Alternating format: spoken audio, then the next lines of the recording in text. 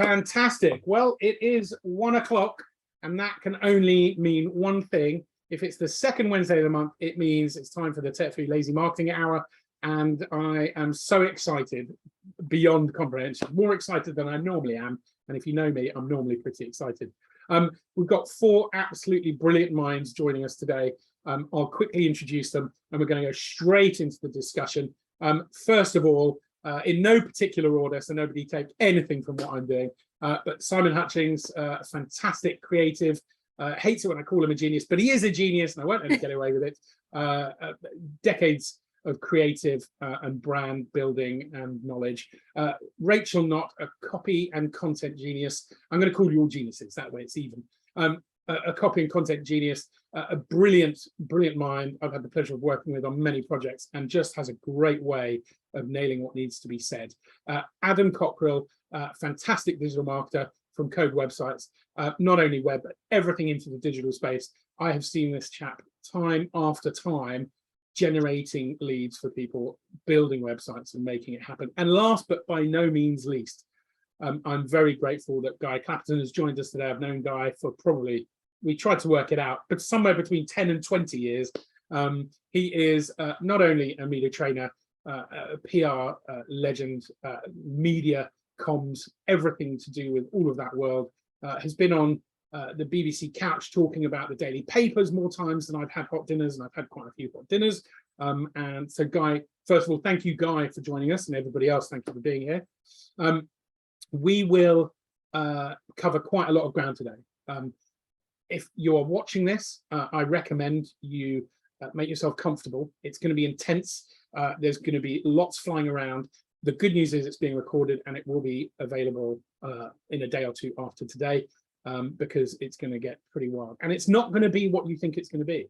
Because when we think about talking about being found online, you get the same responses from most of the people you talk to. And yet, in the webinar green room, we have had a very different set of conversations.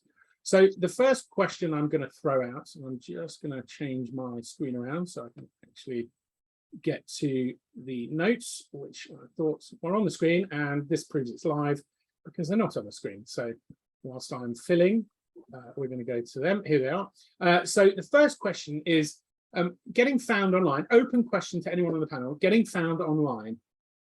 If you had only 10 seconds, if you could say one thing, what do you think the most important thing to being found online is? Who wants to go first? I don't mind going first if nobody wants to go first. I'm gonna jump in. Sorry, Rachel. Go for it, Adam. Go for it, Adam. Go for it. I think it's focusing on what people, what problem they're trying to solve. I think in a nutshell, rather than trying to promote what you do, how you do it, who you are, focusing on what problem people are trying to solve. Amazing. Yeah. Go on, Guy. So I was going to say, I think that's right. People don't necessarily actually know the service that they're looking for. They know the problem that they're trying to solve. It's the old thing about, what does Pedigree Chum sell? It doesn't tell you about the ingredients. It doesn't tell you about the flavor, because you're not going to eat it. It tells you your dog's going to be healthy and happy. And so I think, even taking as basic as that, it's what are you really after, and hope that people recognize it. Totally agree. I think getting to the core of what it is they're looking for and what it is you do has to be paramount. And yet very few people pay lip service to that. But most of the time I still see, and Guy, you and I think, and Simon have been around the longest. That's not a way of saying we're the oldest, but I've seen so many features and benefits. I saw it yesterday on a website, on a sales proposal on the website, just talking through the features and the benefits. What's the Pedigree Chum made of, and how easily does it come out of the tin? Absolutely madness. Here we are in 2022, and it's still not talking about outcomes. Adam. I think it's also about the channels that you use. A lot of clients come and speak to me and say, Adam, I need a website, or Adam, I need social media, or that's the specific channel that they may feel that they need to get found on, or that they should be found on. But their target market may not be primarily using Google. to search for them. They may be primarily using Facebook if they're B2C. They may primarily be using LinkedIn if they're B2B. So actually identifying where your target market are looking for you is going to be really important. And sometimes it might be a scattergun approach works, because actually you can get a lot of targeted traffic across a broad variety of different channels. Other times you need to be very, very focused. And that way you can put more focus and attention into that particular channel. I think we're also quite used to looking at these kind of use cases as kind of case studies as well. So most case studies are built up of problem, solution, and benefit. So 2/3 of that are based on us trying to effectively sell and not listen. And so we're used to kind of that way of thinking, and actually we need to be totally thinking about the other side of this and making sure that what we're saying isn't so salesy, and it's more about listening and adapting and offering, like Guy said earlier, what the answer is to their problem, as opposed to just sending out a sales sheet with a load of different services. I think Sorry. that, oh, sorry, Al. Go on, please. Angel, go on. Sorry, I was going to say, yeah, just moving on from that, and also kind of coming back to what you originally said, Al. The most important thing about being found online that relates to everything that we're saying is making it about your customers, making everything about them. You have to think of your prospects like cats. They're only in it for them. They don't come up to you because they care about you. My cat comes up to me because he wants something, and if I don't immediately meet his needs, aka tuna, he won't stick around. He'll just go off and find somebody else who can give him tuna. So I always think about what's in it for them. How can I meet their needs? Guy, you were definitely. Yes, all I was going to say was a bit of a caveat. I mean, I've been slightly distracted by the fact that Rachel can not only afford to give her cat tuna, but her cat's a complete scumbag. But apart from the obvious, I do think there can be a tendency for people to be a little bit afraid of saying what they do in favor of going, if you look at certain LinkedIn profiles, the amount of times I've seen, I help people by taking the fear of numbers away from their organization. And I'm thinking, right, so you're an accountant is basically what you do. There is nothing wrong with being an accountant. You could be the accountant that takes the fear away. You could be the accountant that completely outsources. You can add those things in. But yes, we have to talk about the customer. Yes, we have to be in the customer's shoes, but we shouldn't be afraid to say what we do. There's got to be an element of, and this is why you should use me, I think. I just want to build on that, and all of that's awesome. Totally agree. And that leads me to the point that we were talking about in the webinar green room. We've been chatting for a few weeks, and someone made the point, I think it was a back and forth with you and I, Guy, about who said it first. The Steve Jobs, it's not just about what they want, it's about what they need as well, because a lot of the times our customers don't know exactly what they need, so we have to go back up the track to the core problem that they have, because they may not. I mean, the amount of times people have come to me and said, I need more leads, and after a 10-minute chat they've got loads of leads, they're just not using them properly, they're not converting them, not nurturing them, because they don't have a marketing strategy. And once they've got a marketing strategy, they can execute that and nurture, and they've got lots of leads, because there's no point giving them more of what they want sometimes. If you, Rachel, in that analogy of the cat and the tuna, your cat would probably eat tuna until it burst. Dogs are like this. Certainly they eat till destruction. Sometimes what they want might not be what they need. So how do we balance that from a copy perspective? Oh, go on, Adam. You're in with this. Well, no, I think some of the most successful website content, it generates a result. So your goal might be that you need an inquiry, or maybe you're trying to make a sale, and it does that really successfully when you land on a page and the content speaks to you, it creates an emotional connection. Maybe you're not even sure that that was your problem, but it speaks to your problem, it solves your problem, it tells you have a solution, and you simply need to take this action, fill in this form or press this button. And if it gets you to do that, then it's done it correctly.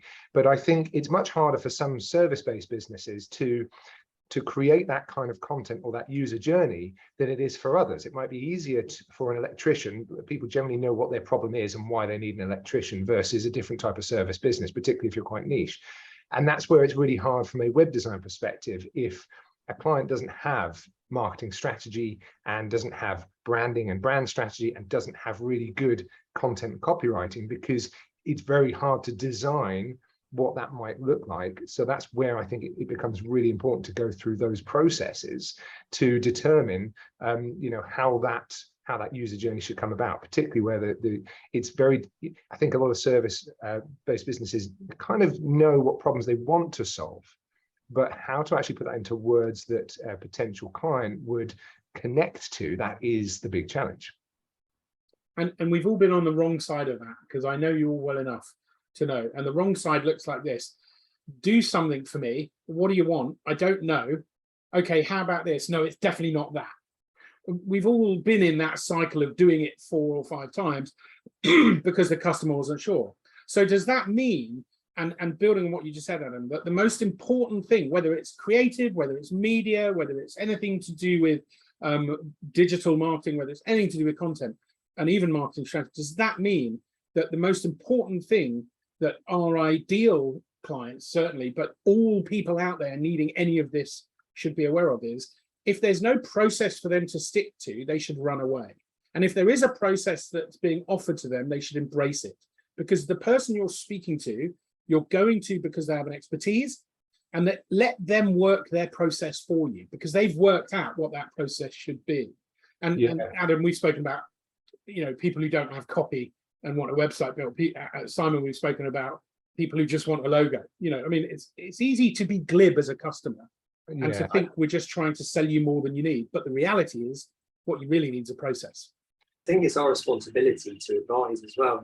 For most of us, we've been in the industry, we've done the legwork already, we've dealt with hundreds of clients that have all been in similar situations. It's for our type of services, it's not just hey, there's the product, let's pull it off the shelf. You can't go into a supermarket and buy a brand. Well, you kind of can online, but it's not going to fit your business. And therefore, it's our responsibility to guide these people, to offer the value, to say, well, actually, we can't. I think we're almost like the bigger person to some degree, for us to be able to say, I understand what you kind of think you need, but actually you haven't done the work for the step before. So I like to guide you in that direction first before we're able to help you. So yeah. I think sometimes, because that puts you in I'm, for anyone who knows me out there, I'm definitely used to, you all know that I am totally the anti-sales kind of person. So for me to kind of take away that opportunity and say, you're not ready for us yet. Be really honest and say, actually, you need to talk to Al, you need to talk to Rachel to get the tone of voice right, so that we can get strategy and tone of voice and then lead over to creative. It's kind of, I think it just means that we're able to offer a huge amount more value for them in that way.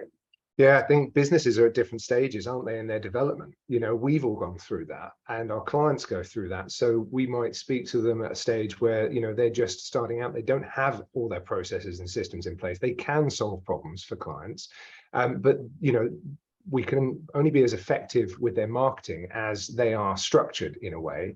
So, I think Jonathan's just commented that, it's challenging if you're quite niche and you don't specialize in all aspects of the process. But like you were saying, Simon, that's where we can help.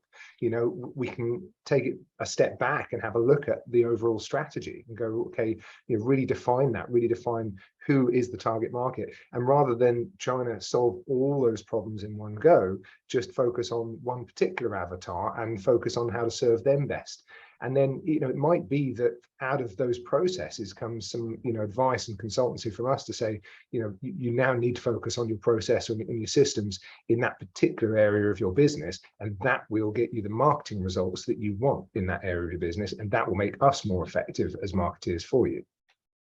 I think also it's easy for us to sort of say this as if we've never done any of these things wrong ourselves.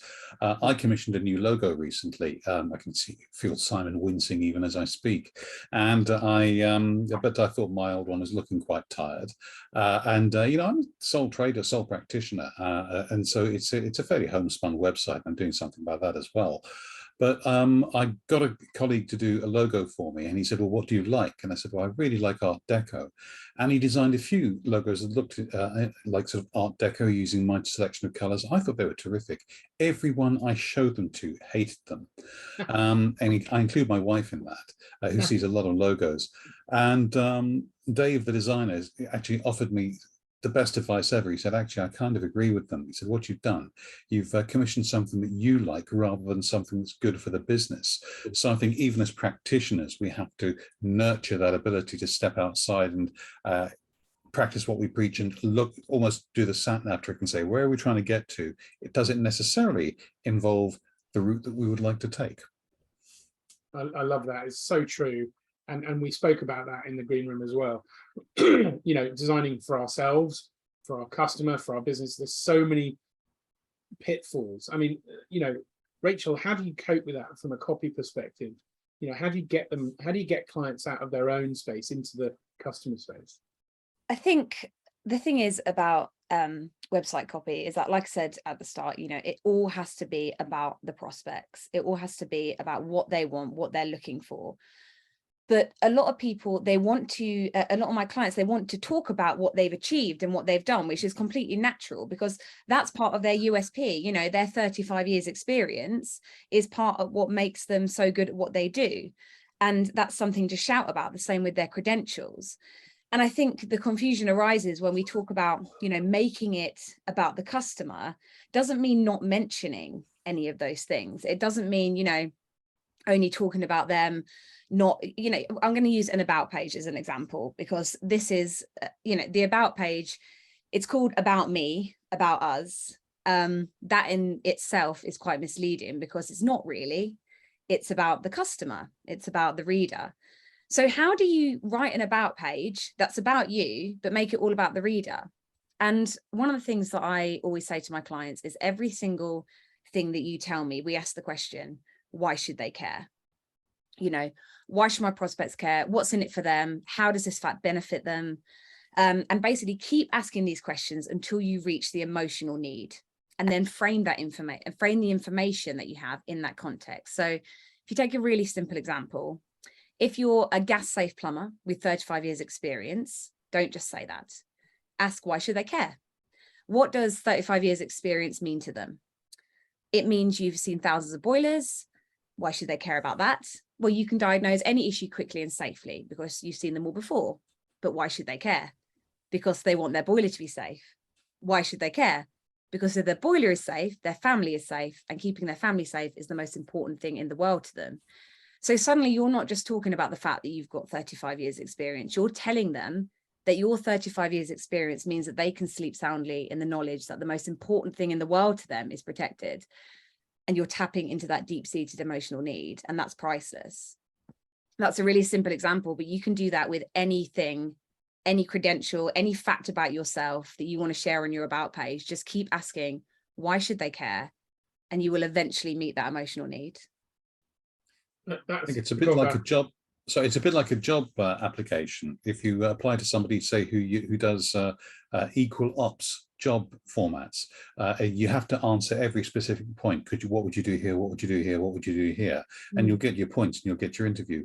But preferably under each of those, you say, I can show leadership. I did this when I such and such, and use it as an example. But then your experience is the proof point. It's not the point in itself. The point is about the customer. The proof, your experience is the proof, the evidence rather, that you are going to be able to deliver. Yeah, it's all. I know. Sorry, Simon. I was about to mention you actually, because I know, Simon, you're all about showing value. We had a conversation the other day where we discussed, you know, your business is all about showing value. And I think that's what it is. You're showing the value to the customer, what it translates into for them. Yeah, totally. And I think the sort of an expansion of what you just said and what Guy's just said is that conversation that you have with the client to say, respectfully, it's not all about you, is the most difficult conversation certainly from my perspective, but it allows them really in depth to understand their target market like extensively. And I think that's the key thing. And then, you know, they've got the opportunity then with everything they're doing from a marketing perspective, especially, I mean, we joked about this earlier that I've got, you know, my target market split into 2 categories for our business. I've got 3 people with specific names that look like a specific person, but they're quite detailed. Because I know then that I can go into any piece of marketing to say, is it applicable to this person? And that way of thinking about content marketing, the whole works of creative, and applying it to how does it relate to that person, right? It takes you out of the equation totally. I love all of that. Specifically loved how it was timed with a question from David, which we'll save for the Q&A, David, but it totally, you know, that whole awkwardness. And I found this early on when I launched TechFu. I'd been working with other people. I launched TechFu and I was really nervous about being strong-handed on these matters, because of course I was young in business on my own. I've been in business for 20 years, 17, 18, but I was doing it for myself now. And of course you just wanted revenue. And so you say yes more than you should. And my entire journey in business over the last 7 years has been learning how to say no. No to meetings, no to clients, no to work, no to revenue, no to loads of stuff. Because actually, the more I say no to stuff, the more I'm saying yes to the stuff that I really want to say yes to. And one of the biggest challenges is being firm but fair with a client. And also, I think, as you were saying that, Rachel, that moment, I think it was you were saying it, or maybe it was Simon, but that moment when you have that awkward conversation, that for me tells me exactly what's going to happen next. Because if the client is respectful of, they're coming to me for some expertise, I would hope. So if they're respectful of my expertise and they can trust my process, I'll get them there. If they're not going to be respectful, then I won't be able to get them there. And it probably won't work as a client relationship. Now, if we play that out to our customers as well, they've got exactly the same challenge. And they want to be all things to all people, don't they? They want to be all things to all people, and they want to tell everybody how awesome they are and why you should work with them. And then they get that first, probably the first time somebody's ever said to them, it's actually not about you.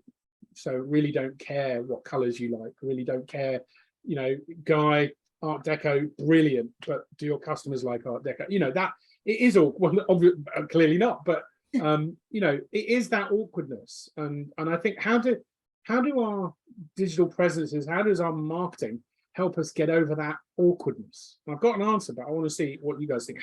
How does what we do help our clients bridge that awkwardness, establish their process so that they get the right people finding them? Because being found online by the wrong people is the quickest way to kill a business. And that nearly happened to me in a prior life. If you get found by the wrong people, that's not good for business at all. So being found online, what should come after that is by the right people. So how do we help? How does marketing, how does everything we do from design through to media, through to words, how does that help our clients be more selective? Any thoughts? I think so. Actually, I can tap straight into something that we discussed probably 5-6 years ago when we first met, and this, what you told me then, is focused a lot of how we help with clients to kind of build out that avatar and that target market, is the fact that once you understand where your business has come from, you can really start to see where the patterns emerge with how you're talking to people as well. And one of the things you said to me is, within your marketing, talk to your best clients. So the clients that are going to potentially warrant the highest price tag, have got the longest relationships, your best clients. Because if you talk to those people but still in a approachable manner, so not try to be above or below, you know, not try to talk above them, but talk at their level in a logical way, the likelihood is that you'll be talking to the people below them in your price bracketing as well. Which means that when you have that conversation with someone who might not have the budget right now, you can either guide them to the next level, or you're front of mind at the point at which their business has grown and they have got the budget to spend with you. And that's something that's stuck with me for a lot of years now, Al. No, well, and it still holds true, doesn't it? You either aim up and you'll still get everyone, or you aim down and low, in which case you won't get the ideals that you want. Guy? Just on this sort of subject, I'd like to recommend a book I've read fairly recently. It's called Oversubscribed by Daniel Priestley. Some of you may well be very familiar with it, some of the people logging on will. One point that makes is you don't necessarily want to be all things to all people. You want to be the best at what you do, and you want more people chasing you than you can cope with, because that's when you can put your prices up. And you know, with the cost of living crisis on, wouldn't we all love to be have more profitable businesses? And the way to do that is to make sure that there is some element of scarcity, because maybe you've chosen a niche. Maybe the you know, Rachel's example of the gas engineer, maybe he only does tower blocks, or maybe he only does residential properties, or only does Edwardian properties, or whatever. But he is the person who's sensitive with listed buildings, or something like that. And that's when you can start to build that premium in, and the demand starts. That may be a lousy example, but it is that matter of, you know, not trying to be all things to all people, because then the only way you're going to sell and distinguish yourself from other people is on price. So this is some interesting, sorry, Rachel. No, go ahead, Adam, it's all right. This presents some interesting challenges from a digital marketing perspective, because, you know, what you guys are discussing here potentially is more sort of the marketing strategy and the content, and, you know, how you communicate with your target market and how maybe you would niche. The more niche you are, the more different your service area is, the harder it is to get targeted traffic online, potentially, because you will have fewer keywords that you can compete on and exploit. Search is still very organic search and paid search on Google, for example, is still very binary, in a sense that there's a limited number of search terms and keywords that you can kind of, you know, predict or guess or analyze the data to determine what people, your target market, will be searching for. And you'll still get people who aren't actually aren't the right target market for you through those searches. And that's where your content and your messaging, your branding can really help to qualify them out, so that you don't get overloaded with the wrong types of queries. But actually a more legitimized service based business, if you're just, if you're an electrician or a plumber, for example, you know, it's almost easier to say, well, we kind of know a very specific set of keywords. We can do competitor analysis. We can have a look at some of the local competitors and how much traffic their websites are receiving and what keywords they're using. And then we can do better SEO and better content, better website design than they've done. And we can get that traffic. But a more niched kind of business would be a little bit more challenging, you know, and that would require a lot more sort of test and measure from the data and the digital marketing perspective to get that right. So that's an interesting fault line. Rachel, I know you wanted to come in next, but I just want to say one thing about that fault line. It's vital, and I totally agree, Guy, and I love what Mr. Priestley has to say. I think he's spot on. And his other book, Key Person of Influence, which I believe came before Oversubscribed, is an unbelievable seminal work in marketing, if ever there was, because it's all about niching. It's all about being that key person in that specific issue. But it's not saying, and I have this discussion with clients all the time, it doesn't mean you're not speaking to other people. It doesn't mean you're not winning other business. It doesn't mean that example of the plumber who's a high-rise specialist, for example, it doesn't mean the plumber doesn't serve other people.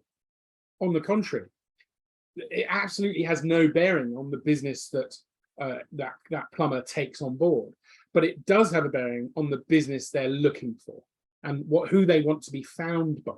And I think the way to build a business, from my perspective, with the little experience I have that's relevant to me, is you have to be known for something. You can't be known for everything. It's not possible. No one's achieved that. So you've got to be known for something. The question is, what are you going to be known for? And does anybody want it? Because if you're known for something with an audience of one, as Adam's making the point, then you've got this problem of, well, how are we going to digitally market you to an audience of one that we can't profile and we don't know where they are? So you've got to be known for something that allows you to niche, but you've got to accept that the marketplace you're serving is bigger than that niche. So you've got to talk to, I think, for my money, you've got to talk to the needs and the wants of the wider market and be known for something. So think of a you know, a fried egg. You know, the business you want is the yolk, but the business you're going to get is the whole egg. And I think that that's the push and pull of this, that you can't be so niche that you have no market to market to, but you can't be so nebulous that nobody knows what the hell it is you do. And I think that's It's also, I think, a matter of having a strategy for those outside bits of the market that you may not be all that interested in. Yeah. A colleague of mine, Sam Raffling, has expert on LinkedIn, has just published an updated version of her book on LinkedIn. She also does very intensive stuff with massively corporate clients who pay her and her team many thousands to raise their sales. But if someone, say, like me, a sort of a trainer, sort of somebody who's a very tiny business, is interested in something, she'll very happy, well, actually she gave it to me, but she'd be very happy to sell them a book. And then as they grow a bit more, then there's the seminar type things that she does. She has a little strategy for every single, well, as many steps of the market as she possibly can. And I think that makes a lot of sense. Your core interest could well be in that listed building, but exactly as Al says, maybe it's an associate program, maybe you know someone who's really good at the bread and butter stuff and you'll take a percentage for the sales referral or whatever, but it's having a strategy and knowing what you're doing with those other bits of the business, I think, is important. I totally agree. And that sense of a product ladder or a service ladder, where you start really simply with something free at the base and step people up. And of course, if you wanted one-to-one consultancy from someone like Sam, you're going to be paying 5 figures a day, I would imagine, at this stage. Whereas, and if you want corporate, whereas if you just want to attend a course and it's one-to-many, so that's, absolutely, totally agree. You've got to have different sales for different audiences, and then you can speak to those sales differently. You might even have separate brands for them. In theory, there could be separate businesses that just coexist. In the green room, we talked a lot about things like who do we want to be found by, and understanding a lot of what we've talked about in the first half today. Why will they come? Ultimately, they'll find something on the web, or they'll hear about us. What's going to get them to us? Because being found online is 2 parts. You've got to be available to be found, and then they've got to take an action to actually come towards you enough. I found you, you exist. I come to your website, what's going to stop me disappearing? Or I come to your social media, what's going to stop me disappearing after 5 seconds and getting the dreaded bounce on Google? Who wants to? I'll jump in. I think this is a good opportunity for education. Blog posts and social media posts, for example, are a great opportunity to educate your marketplace. If you've got a lot of good following on LinkedIn or Facebook or Instagram, and that following consists of a lot of your target market, there's an opportunity to not just market your services, but talk about the benefits and what you do and how you do it. So rather than just going straight in pinpoint with the problem that you solve, you can talk about the other aspects of your processes and your systems and so on. Blog posts are a great way to do this as well, because then you can focus on more long tail keywords. So people might be searching for a variety of different problems and solutions. And you can have a specific service page on your website, and then you can have multiple blog posts that expand on the topic and talk about the different aspects of that service, and the permutations of your processes or your experience or your case studies and so on. So I think those education is a great way. Reducing bounce rate, that's a whole other topic, but that really comes down to good design and really good quality content, and that comes from going through a process of strategy and branding, brand messaging, and you have to have the copywriting has to be of a good quality, that and I know I'm speaking outside of my main service area here, but that it actually has a cohesive and consistent brand message and story. And that there's a user journey as well on the site, that you land on the page and there's either some content to consume that speaks directly to the reason why you've landed on that page, and then it takes you to somewhere that you need to be, perhaps looking for some information, or you're looking for a solution, and it takes you there, rather than you land there thinking you're going to find something, but you find something totally else, or maybe it's talking about them rather than the solution to the problem. So that journey from the various different entry points, not just the homepage that people will land on, it's a blog post or it's a service page or other things, that journey has to be considered throughout the website, and that's what will ultimately keep someone's attention and generate a conversion to an inquiry or a sale. I think sorry, Rachel, please go ahead. Sorry, Guy, thank you. Adam, I completely agree with everything you've just said. I always say that, when someone lands on your website, they're looking for a solution to a problem. And the job of the website copy, the job of the website design is to get them to that answer as quickly and seamlessly as possible. And that's how what you're talking about with user journey.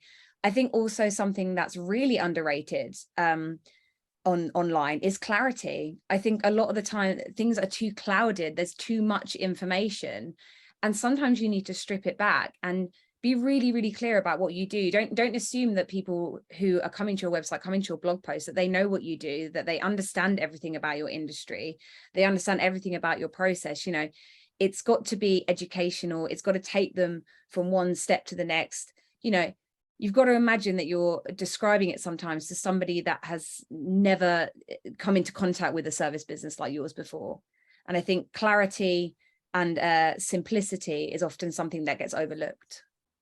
Very difficult when you combine those two things with the fact that, you know, you need at least sort of 300 to 500 word count on a page for Google, but you also want to keep it as simple and concise as possible. Sorry, Guy, I jumped in. That's perfectly okay. I was just going to develop those themes. I think you're both exactly right. But a refinement, if I may, is don't be afraid to give away the good stuff. If you are in an industry like I am, or like Rachel is, or like any others are really, and you're thinking, right, I could either put this piece of advice, put this tip out there and give it away for nothing, or I can try and sell it. If you give it away for nothing, that's when people are going to come back to you and ask for more. Whereas if they just see a load of teases, it gets very salesy. I did a promotional video with my camera operator a little while ago, and yes, there was a call to action at the end, but there was actually 4 solid tips on on talking to the press with or without cameras in front of you, and that's just there for people. And we've had a lot of decent response from that. I bet if we just sat there saying, you can come to us for media training, maybe in a less cheesy manner than I just did there, they wouldn't have come. I think you're right. Go on, No, go Simon. Answer that and I'll chip in. No, go on, Simon. No, Okay. go to you for a minute, so give you a chance. Thanks, Al. I was just going to say, it's like from the branding perspective and what we do creatively, I think there's kind of three words that come to mind. One is relevance, one is consistency, and the other is emotion. So the relevant side of things is once they get to your website, is it still relevant for them? So does the messaging that they picked up, or the tone that they picked up from you that they've already warmed to, are they still getting that when they get to the website? Is it still relevant to them?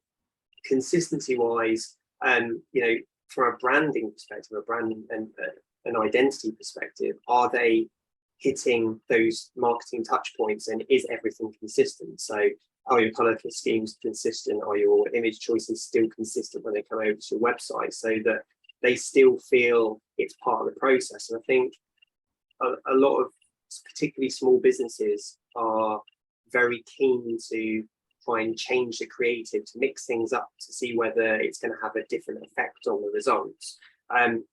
And yes, I understand A/B testing, ABC testing is a good thing if you change small parameters within that, not necessarily to add in a crazy color scheme or to put in a totally wacky type of image that moves away from the way in which your business is being perceived. Little things like headline changes and things like that, and call to actions can, like Guy was saying, can obviously help that process. Help that process. Get my words out. So the last one was emotion. You know, whenever I talk to people about like the value of imagery to your branding and design, you know, I always say a picture paints 1,000 words. And with a lot of design, people make an emotional connection to who you are as a brand and what you're potentially offering them in less than a second. So that's, you know, they're hitting visuals and they're making an emotional response to what you've got on offer before they even hit the headline, read it and digested it. So you know, having the correct imagery to allow people to make that connection when they hit your website, I think is vitally important as well. I think that's just to add on that, I think one of the things that always comes up with me with my clients is copy and design. They have to work together. You know, they have to work in tandem together, otherwise they don't convert. And if your brand imagery doesn't reflect your tone of voice and the way that you're speaking to people, there's a sort of it's confusing. It's confusing for the prospect because they don't know quite where they are. And the reason that consistency works is because people trust you, they buy into you, and people buy what they know. So when they feel like they know you better, like my cat keeps coming back to me for tuna, your prospects will keep coming back to you because they know what to expect. If I suddenly start behaving very erratically, he won't be back. Do you think that your cat won't come back to you if you feed him like a more, less expensive brand of food? I mean, just saying, you could save yourself a few quid, I think. Well, I have educated him about the importance of nutrition also. So he does have a very balanced diet. He doesn't just get tuna. But I only think on Saturdays. I think there's a really great point here, and there's a word that hasn't been mentioned that I think deserves to be, and I don't think it's been mentioned, and that is resonance. I think ultimately what we're talking about here is that when people find us online or anywhere, however they find us, the old adage that people buy from people is still true. When I buy something from Amazon, I'm still buying, albeit indirectly, something from Jeff Bezos. I'm having a relationship with his values. And I always say to clients, if Jeff Bezos were found and exposed on the front cover of a newspaper tomorrow as shooting dolphins for sport, I dare say my relationship with him would change because his values would cease to be in alignment with mine. And we've seen that with, recent example with CrossFit, with Papa John's, the founder who's shooting elephants, with CrossFit, who came out on a specific, he came out as all lives matter. And a lot of people obviously didn't agree with that value statement, and it cost him, I would dare say, a considerable amount of money. Now, that's not to say he shouldn't say what he wants, say whatever he likes, as long as it's not legally objectionable, but people have the right to vote with their money. And so resonance has a really strong role to play here. If you go to a website and something's off, something in my brain tells me there's something not right here. So and you've got to see it this way. People are looking for reasons to say no, aren't they? They're looking to discount you. Someone's told them about you and they want to say no. Guy, go on. I was going to say, I think it's not even that they want to say no, it's that the default position is no. It's the easiest thing, shall I do nothing or shall I make the effort to engage with this? It's far easier not to start typing. So I think it's fatal to underestimate the emotional connection and indeed the resonance, if they're really different, that we have to make, which means that the words we choose, in Rachel's case, the imagery we choose, in Simon's case, the ease of getting round from Adam's case, and whatever the hell I do, it's just important that people recognize their pain points and that they recognize that you've got a way through it and you've got the experience that is actually going to help them, and that you're able to share that experience in a meaningful way with them. It's all got to go into the same package. By the same token, I think if they go on to, say, my Twitter stream and notice some of the arguments they're having over politics, if they were, say, looking for help with Donald Trump's PR campaign, they would know that there is no earthly point in coming to me. So there's a bit of self-selection there as well. You can do that quite deliberately.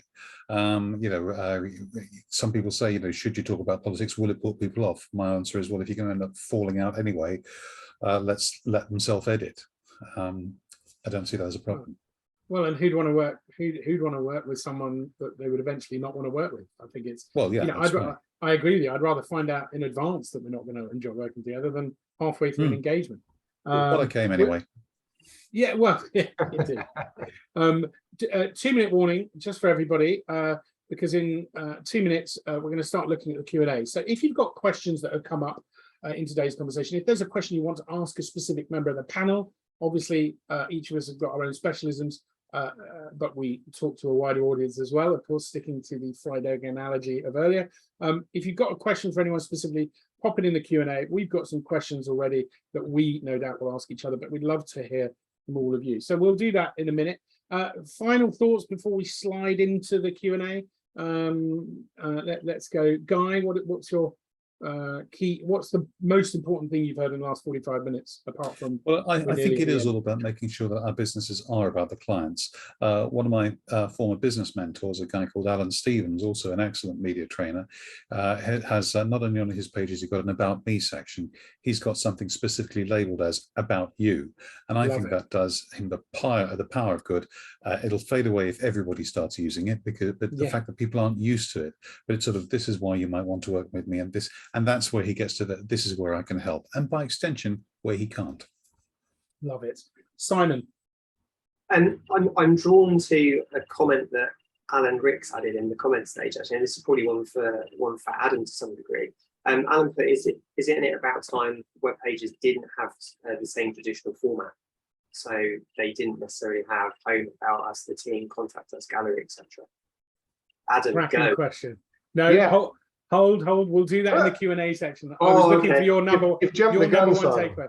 Yeah, You've your jumped number the one takeaway. What would you say, Simon? Do you know, it is finding that, for me, I think we kind of covered our own kind of knowledge base, but I think it is that joined up approach across all of this that makes the huge difference, because there's no point in us creating a brilliant brand if there isn't a strategy. There's no point in you know, Rachel coming up with some amazing copy if it doesn't reflect across the imagery. There's no point in the user journey and everything that relates to the website. And Guy, there's no point in putting a PR message out there that's going to contradict everything that you're talking about on your website. So it's being able to have that whole approach, and not that I'm saying that people need to have a massive budget to be able to do this, but just to have in the backs of their minds that there is a certain process that you might like to go through to understand and make sure that everything is joined up to get to the end result, which is obviously to try and get someone over the finishing line. Brilliant. Holistic, joined up approach. I'm loving this. Rachel, what's your key takeaway? My key takeaway is know and understand who you're talking to. You know, understand what matters to them. Unless you know that, you know, you can't craft your messaging unless you know who the recipient is and you understand them fully. You know, we all change the way that we speak to people depending on which context we're in. And it's the same for our brands. We need to understand exactly who it is that we're trying to attract. Otherwise, how do they know how to find us unless we know who they are? Love that. I love that. Adam, key takeaway. Yeah, oh God, I want to reiterate and expand on all those points. They're great, but I think, you know, I would like to encourage clients to be open-minded about what they actually need, both from the perspective of their clients and, you know, if they were to consult anyone in marketing, you know, rather than focus on a particular channel, such as, you know, I need a website or I need social, but to actually say, okay, you know, I need to solve this problem. I need to solve this problem for me so that I can then solve problems for my clients. And that problem is I want to be, you know, more visible, or I want to be more competitive in my space, or I want to figure out exactly what my niche is, because that allows, you know, experts like you guys on this panel to either say, okay, that is a problem that I can solve, or actually, no, you should have a chat with Al, or you should have a chat with Guy, or chat with Rachel, because they're better at helping you solve that problem. And then actually you may want to come back to me later on, or you might want to go and have a chat with a business coach, you know, and talk about processing. And I know somebody who's great at that, for example, you know, but to be open about where to go next and go on that journey to get to where you want to be, rather than, you know, sort of say, I need this particular solution, because it may not be the right solution for you, just as your clients may come to you and may not actually know exactly what solution they need. Can I just, I love that. Yes. Can I just add in on that little bit that Adam's just said? So Yes. from my perspective, it's the difference between, and Rachel, we spoke about this the other day, it's the difference between having a brief given to you and building the brief with a client. So obviously, if we just take the brief from the client, that's their understanding of what they need, rather than us being able to advise them in what they actually need. So it, you know, by giving them, by them giving someone a brief in any of our kind of experiences, we're not necessarily answering their question in a wholesome way. By giving us the opportunity to discuss and build that brief with them, we're able to. Because ultimately the outcome has to be, are we solving the problem for the client? Yes. You know, Yeah. their brief, so is it going to solve their problem, you know, or can we, you know, elaborate or build that brief with them to make sure that the outcome is what they want? And let's not forget, before we slide to the Q&A, let's not forget they're going to blame us if it goes wrong. So Exactly. if we're responsible for it going wrong, we're responsible for it going right. Yeah. And, you know, that notion of self-prescription, you know, if you went to the doctor and sat down and said, oh, I've got a sore knee, can you prescribe me some of this? You know, the doctor would say, Are you a doctor? What are you mad? What do you mean? Can I prescribe you some of that? What's the problem? What do you know? You're not a doctor. And this is the point. Without being unkind to all of our clients, everyone that's watching this, all of your clients, the reason they're coming to you is because you know better. That's the whole point. And so you've got to have enough confidence to enforce solution neutrality. They have to be solution neutral, because otherwise, if they force the solution and it's the wrong solution and you take that gig, whatever it is you do and it goes wrong, you're definitely going to get the blame for it going wrong. So rather be strong and hope that they give you enough attention to let you get it to the right place. Right, before we take some questions, tiny commercial spot by TechFu, just to let everybody know, ran a 5-day free marketing challenge a few weeks ago that was ridiculously oversubscribed and was very well received. You're the first people to know I'm launching a brand new 5-day challenge mid-September. I've just put the link in the chat. Do it, don't do it, don't mind, it's totally free, but for 5 days I will serve the pants off of you and help you go from complete murky, don't know what anything's going on about in my business, to extreme clarity around a lot of the things that marketing strategy will help you with. Who are you? What have you got? What do they need? How do you talk about it? And where are they? So if anybody fancies that, the link's in the chat. Right, commercial over. God, it's horrible doing that stuff, but one must. Questions. We've had some cracking questions. And actually, we've had a really great, this is a really good idea, Mark. Thank you very much. We should ask everybody to do this. Put in the chat. Let us know what your key takeaway was. Mark's key takeaway is, what do you want to be known for? Absolutely brilliant. Totally spot on. If you take away one thing from today, if you can work out what you want to be known for, you will move your business forward in whatever it is you do. And if you then follow up with, once you know what it is you want to be known for, then actually going out there and talking about it. So some questions. So let's go to that first question from Alan. Isn't it about time that web pages didn't have the same traditional format, specifically with sections, home, about us, team, contact us, gallery? We need a new presentation style. I can imagine Adam is champing at the bit on that. Go for it, Adam. Yeah, great question, Alan. And I think initially I would say no, actually, because if we completely change how website navigation structure is presented, I think it would cause a huge amount of confusion. Websites, the way that they're generally all quite similar in terms of their structure, because it's sort of a trained behavior. It's a learned behavior. We know that the about page is going to have about content, the contact page we have contact content, and so on. It generally follows the same sort of prescription. However, that being said, I do think it is important to challenge the normal structure and differentiate yourself. It's just important to try and stay within a certain formula that is understood. Otherwise, you can confuse the navigation process. People will leave the site because they don't know how or can't find the information. One of the ways in which I would want to challenge it is generally probably more from the services perspective. So maybe keep the traditional home, about, contact, maybe blog.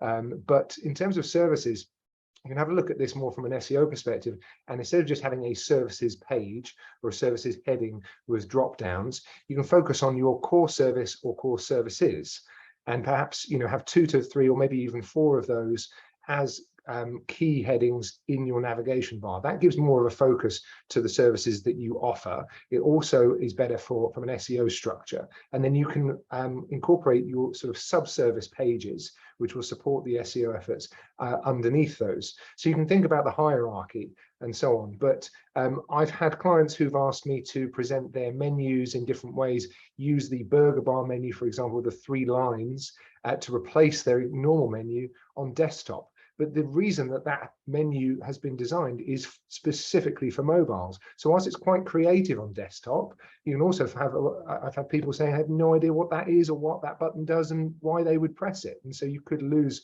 potentially a lot of people from the website that don't know how to use it. It's a great question. Guy, go on. Yes. Yeah, I've already mentioned my colleague Alan's About You page. I think there's space for innovations within the existing structure rather than do. I do take Adam's point very seriously on alienating and confusing the people who are logging on. Never forget, though, and I'm sure I'm teaching my granny to suck eggs in a number of cases of listeners, that the landing page you send people to is up to you entirely. So the fact that something is labeled as your homepage, if you want a particular blog entry page to send them to a particular area on your website, that's entirely legit and up to you. And you can then see which blog entries or LinkedIn posts or whatever they are performing well. Another final thought, another colleague of mine, Chris Davidson, who's himself a web whiz, he has on his closing page, you know, where you actually close the sale, all the navigation disappears. So once you've got there, there's nothing else to distract you, and you're not thinking, I think I'll just, oh look, there's an interesting blog post up there. You're either buying or you're out. It sounds a little bit draconian to me, but it works for him. So, you know, it doesn't have to be the same navigation on absolutely every page if you know what you're doing, but I would defer to Adam in anything more complicated. Yeah, always just focus on keeping on the page or the structure exactly what needs to be there, and keep it as simple as possible. But yeah, that makes a lot of sense, Guy. I think it's a fantastic question, and I think my answer is that fundamentally it works for a reason, because we're all used to it, and it does get samey. But then I love what Guy has thrown in, that just because it's an about page doesn't mean it has to be like everybody else's about page. It's what people expect. You know, Amazon spent a 7-figure fortune deciding to change their buy button, and you probably didn't even realize they'd done this, but it used to be green and now it's orange. They spent an absolute fortune user testing color psychology and the impact. Just because it's a button and it has to be a certain shape and a certain color, you get to define the shape, you get to define the form, you get to define the color. But if people don't know what it is, then you're going to have a disconnect. So that's why traditional structures work. But as Robert Frost said, it's okay to take the road less traveled as well. Another question, a brilliant takeaway from Gary, focusing the content on what the target audience needs rather than what they want. Loved Rachel's way of saying, considering all customers as being cats that want to be fed. Rachel, I think you've hit on something really powerful here, and I think it needs to run more and more. I think cats and tuna is a brilliant analogy. You should do words for a living, Rachel. Yes, yes. What an idea. I might think about clearly. it. Yeah, I might consider it. Yeah. And I think there's a great question here, and it's a tricky one actually from David, and I referenced that earlier. So we'll all have a view on this, but I think Rachel will probably dive in first. How do you come up with the words that will explain the problem you solve when you already know the right solution and the audience either doesn't know the solution or believes in the wrong solution? So basically, how do you have a debate with a customer you haven't met yet through the power of words? And he gives an example, for example, a bookkeeper selling to people who think they need an accountant. So when that plumber comes back to you, Rachel, and says, no, I don't keep people safe, I just do boilers. How do you get it back on track? Do you mean in terms of my conversation with my client, or how they're speaking to their Well, yeah, how do you speak to your client about the fact that they're wrong? Yeah, I tend to just, I kind of guide them through the process. So we start with looking at, you know, what the messages that they want to give, you know, what they want to say to people. And a lot of the time, if you kind of push them on things, they do. If you keep asking them the right questions, they will give you the answer that you want them to give you. And to be honest with you, most people I work with are quite receptive to that. You know, they want to be found online. They want to resonate with their customers. So they're happy for me to take them on that journey. And it can be quite eye-opening for them, I guess, to realize that, oh, hang on a minute, I don't just service boilers. I help people sleep at night. I give them the knowledge that their children are safe. Like, that's incredible. So yeah, that's kind of my approach to it. Good answer. Anyone else want to weigh in on that? We're fast approaching the hour, so probably final comments. Guy, go for it. Just as a thought about if your clients allow you to use them, case studies, tell them what's happened before with clients in their position. The ultimate has to be the old Henry Ford thing about, if I'd asked them what they wanted, they'd have said a faster horse. It's hardly an original thought, and maybe he never said it, I don't know, but it was only once he demonstrated what the car could do that people started going for it. Yeah, they didn't want horses after that, did they? They wanted cars. No, and the planet's paying for it. Well, yes, indeed. Although with all that imagine if we had horses and manure. I bet the manure would be causing even more problems. So you never know. Mm. So It's swings a around. separate webinar kicking off even now. Yes, isn't it? indeed. We're not going there today. Right, we are at final thoughts, I think, because we want to end on the hour. You've got 15 seconds each. Be realistic, because otherwise we'll be here long into the hour. Final thought, Adam? Oh Anything gosh, else? put me on the spot. Give me 15 Yes. seconds. Sorry. Um, I'll go to Simon first. Go on, Simon. I'll give you a bit of time, Adam. Simon, final thoughts. Yeah, I mean, I think from what I'm getting from everyone is just the ability to believe in the process. You know, we have all got our own processes. They all kind of interlink at some point, and to be open to that and to join us in the journey to get to the solution to your problem. Love it. Rachel, Adam, go on then, Adam. Yeah. I'm ready now. Rome wasn't built in a day. You know, neither will your marketing start generating you leads immediately. Very, very rarely does. So, you know, be prepared for a journey and be prepared to just show up for it, be consistent, put the work in and educate, you know, keep educating and show people that, you know, you can be consistent, you can get the job done and your solution works. And if they don't believe you, or if they want to go with somebody else, wait, they probably come back to it. Absolutely. Brilliant. Rachel. Just building on what Adam said, start with the foundations, you know, build it from the ground up, understand your messaging, understand the people that you're talking to, understand what they need and understand how you can help them, and everything else builds up from there. Love it. Build from the ground up. And last but not least, Guy, what are your... A good service provider is a bit like a sat nav in that you program in the destination or the point that you want to get to. And if we say something that isn't the exact route you thought you were going to take, maybe Adam says, no, it's actually about process. It's not about the website on this occasion. Or Simon says, you know, do you know this, all the imagery in the world won't do you any good without a strategy or whatever it is. We may well have a point. Amazing. Well, look, my final thought is this. I don't know everything. And it's my job to find and surround myself with people who do know more than me in areas that I don't know enough. In your business, you are the solution to someone, but there are lots of people who are the solution for you too.